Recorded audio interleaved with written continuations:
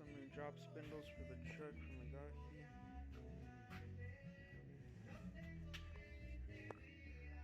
Gonna be a 5/8 drop with the springs up front with the spindles, and then flip kit and shackles in the back.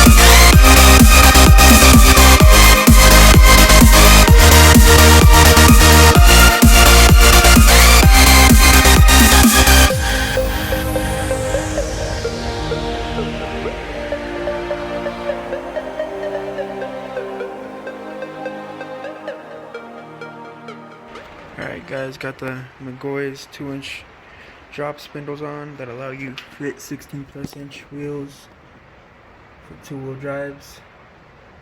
You have to relocate the ball joint on top of the control arm. The only hard part about doing these is you gotta drill out the old rivets to be able to put the new ball joint on top.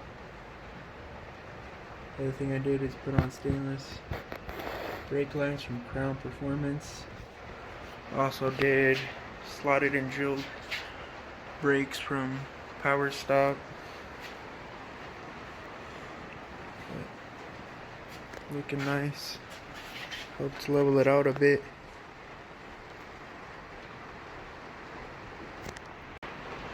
Also got the NNBS Intake on with the 50-pound injectors, X-Link for the bigger throttle body, and the flex fuel sensor for 85. But next thing for the truck will be a Circle D 3200 saw.